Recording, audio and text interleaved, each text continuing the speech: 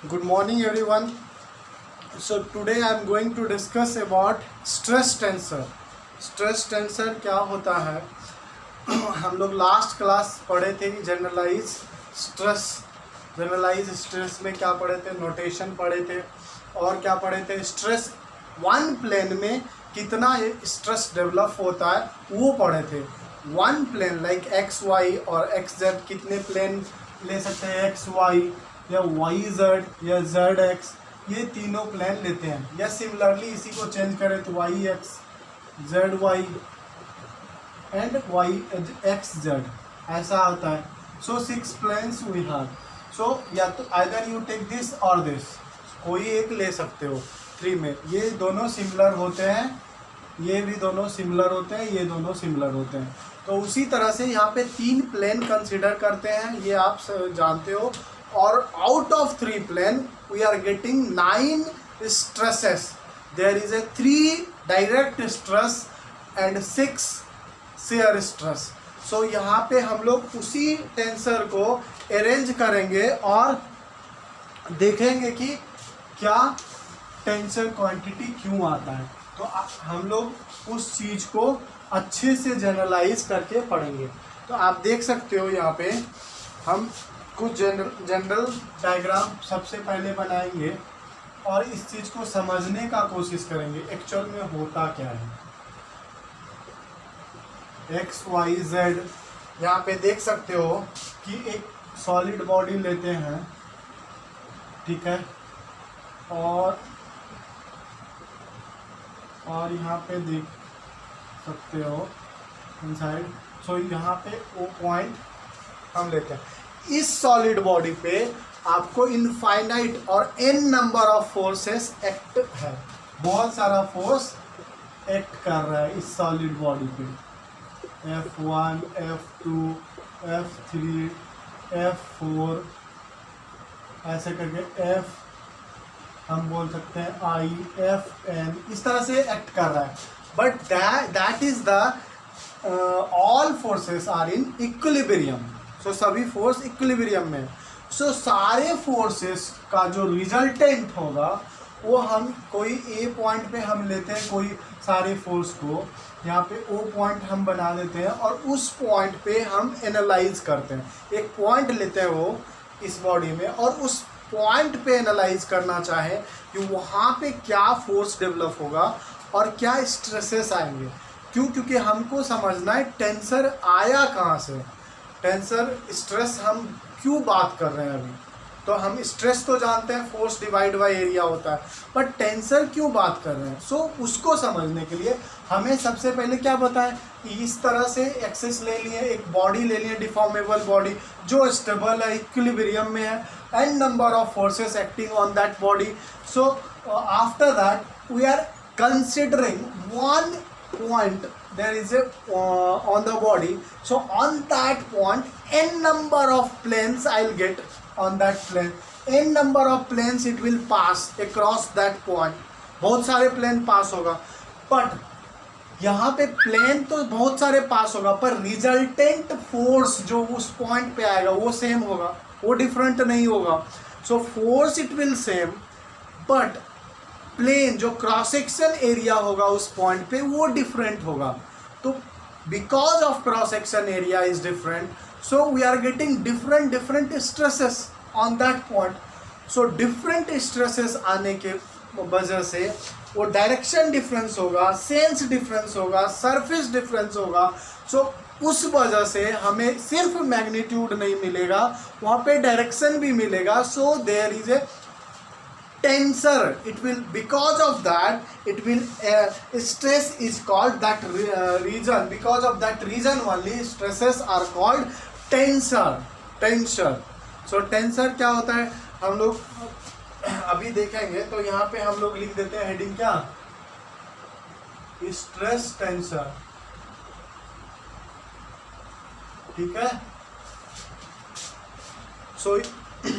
So one more diagram I'll draw here for Q block.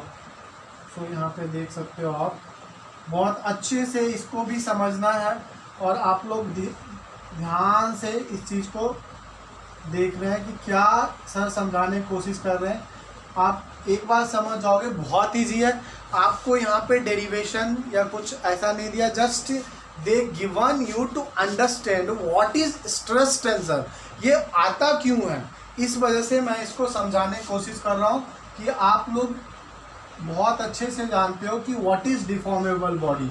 Again I am talking what deformable body पे N number of forces acting है, act कर रहा है, और क्या हो रहा है कि वो फोर्सेस इक्विलिब्रियम में है।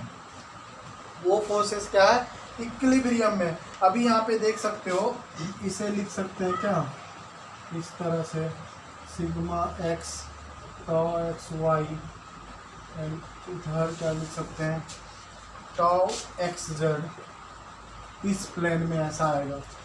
Next top of the plane Y X Y Z, so same thing if you go this, so sigma y you will get direct stress, so this side y x tau y z you will get this side. So next if you go for this way, this plane, ऐसे इस तरह से आओगे तो sigma Y same यही चीज़ आएगा, तो इसको ड्रॉ करने का कोई फ़ायदा नहीं। सो जेड वाला हम लोग ड्रॉ कर लेते हैं, ये वाला sigma Z tau Z Y और वाई जेड, और this is what tau Z X. So Z के लिए ले रहे हैं तो like that you will get. So this is X, this is Z and this one is Y.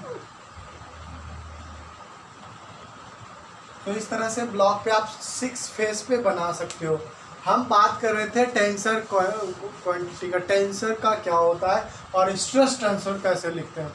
तो हम लोग एक एक प्लेन में चलेंगे। ये तो क्यूब बॉडी जो है जस्ट एक पॉइंट पे समझिए, ये पॉइंट का जस्ट जूम पार्ट है, ऐसा कुछ ब्लॉक होगा वहाँ पे उस पॉइंट पे, और उस पॉइंट पे डिफरेंट डिफरेंट प्लेन्स होंगे। Because of that plane we are getting what, we are getting the stress. If you will see here, we can say let O be the point in a body passing through the point many planes may be drawn. इस point के जरिए बहुत सारे plane draw हो सकता है। ऐसा यहाँ पे as the resultant force acting on the plane are same, यहाँ पे प्लेन पे जो भी रिजल्टेंट फोर्स होगा वो क्या होगा, सेम होगा। The stresses on the plane are the same. The stresses on these plane are different because of the area and the inclination of this plane are different. So इस plane का inclination भी different होगा। Therefore a complete description of stress we have to specify not only its magnitude, direction and sense but also the surface on which is acts. So ये सारे not only magnitude बोल रहा है, वो बोल रहा है only not magnitude, not we are going for direction, और उसका sense भी देखते हैं कि क्या होता है। So next for this reason, इस वजह से for this reason the stress is called tensor। यहाँ पे क्या बोला है, the stress is called tensor। अब इसको देखने के बाद हम लोग क्या करते हैं, इसको मैट्रिक्स फॉर्म में लिखते हैं, कैसे, जो कि हम लोग बोलते हैं stress tensor notation.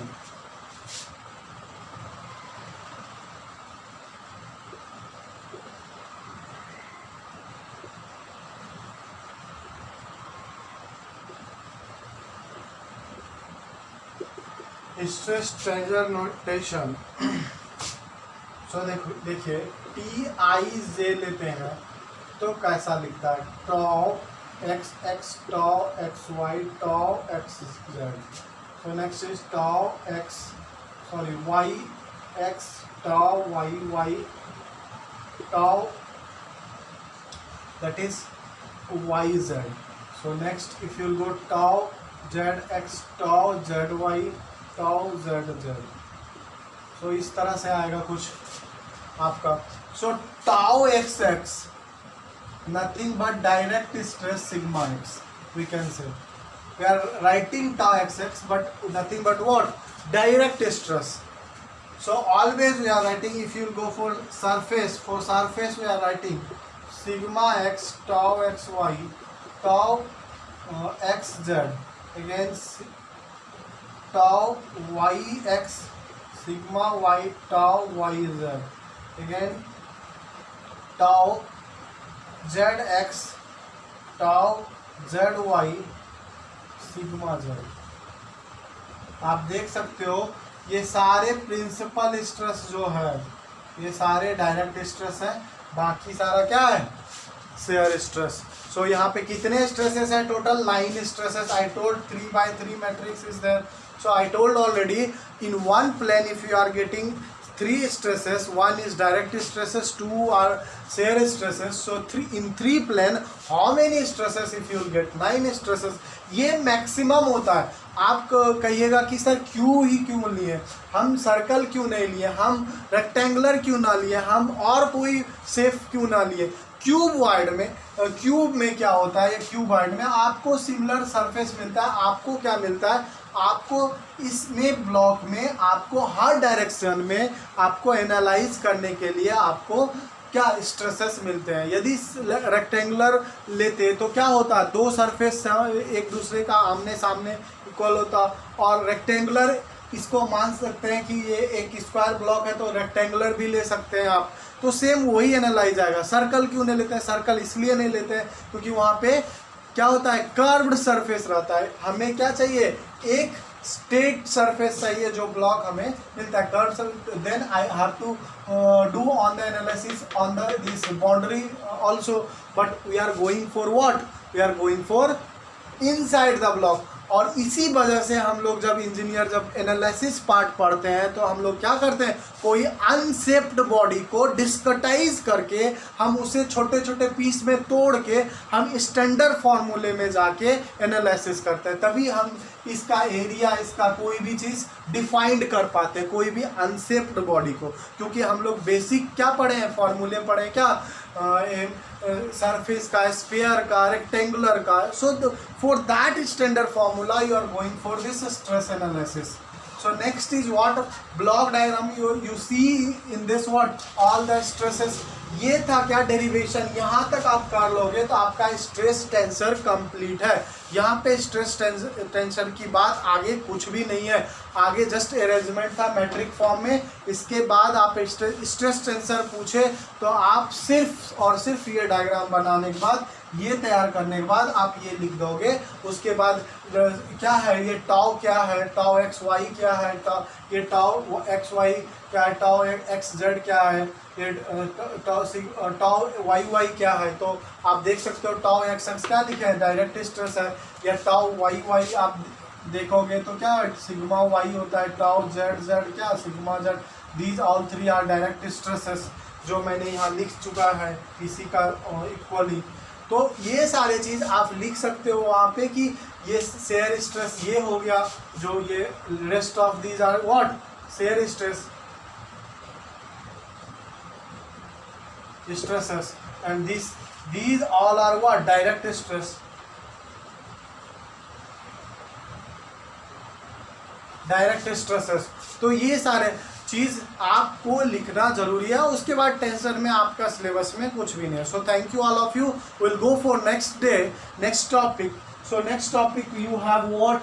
Next topic after stress tensor you have that strain tensor. तो स्ट्रेन टेंसर में यहाँ पे वो स्ट्रेन टेंसर मैंने डिस्कस नहीं किया. आप स्ट्रेन टेंसर भी लिख ही लो साथ में ही. जैसे स्ट्रेस मिल रहा है आपको उसी तरह आपको स्ट्रेन भी मिलता है. आपको स्ट्रेन टेंसर लिखने का आपको उसी तरह ज़रूरत है. जैसे हम यहाँ पे लिखें टाउ आईज. आप यहाँ पे टाउ में करते हैं हम लोग स्ट्रेन में. ये शेयर स्ट्रेस है. शेयर स्ट्रेन कैसे लेते हैं? आईज इस तरह से लेते हैं गामा. और ऐसे हम लोग नोट करते हैं डायरेक्ट एक्स और इसमें क्या? Gamma X Y, gamma X Z. Next gamma Y Z, Y X, then Y, then यहाँ पे gamma Y Z, then gamma Z X gamma Z Y epsilon Z, ये होता है strain tangent 3/3 matrix. Same way में आपको strain भी इस तरह से मिलता है। So stress and strain we can already discuss. और आप once you know the stress, so you can already you know stress, so you will go for strain automatically because of Hooke's law। and ये वाला क्या है, deformable body है, तो हम already बोल चुके हैं कि ये इक्विलिब्रियम में है। तो आप क्या बोल सकते हो कि इक्विलिब्रियम में है, it means what, it is not cross the elastic limit. Elastic limit cross नहीं करेगा तो क्या, within the elastic limit stress is directly proportional to strain. कौन कहता है, हुक्स लॉ कहता है। हुक्स लॉ क्या कहता है, stress is directly proportional to strain. तो once you know the stress you can automatically you will get strain. ये क्या कहता है, स्ट्रेन, यही हुक्स लॉ था, है ना, कि यही हुक्स लॉ था। और इसी को देखते हुए हम लोग क्या लिखते हैं, हम लोग लिखते हैं हर किसी स्ट्रेन का फॉर्मूला। जैसे देखिए अभी लिख के बता ही देते हैं आपको, थोड़ा सा लगेगा क्योंकि वीडियो बड़ा हो जाएगा, तो हम थोड़ा जल्दी करेंगे। एक्स को कैसे लिखेंगे, देखिए आप देख सकते हो यहाँ पे एक्स को कैसे लिखेंगे, sigma X by E minus mu into sigma Y by E minus mu into sigma Z by E. आप देख सकते हो इस तरह से एक स्ट्रेन का फॉर्मूला होता है। At one place you are getting this in 3 direction.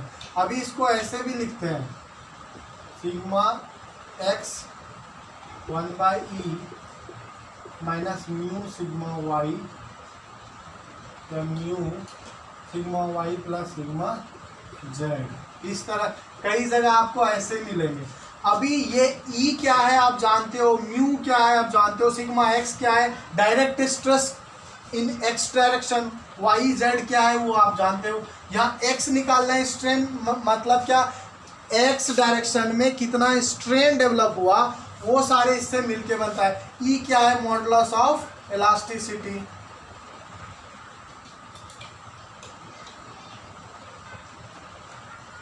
Mu क्या है, पॉइजन्स रेशियो।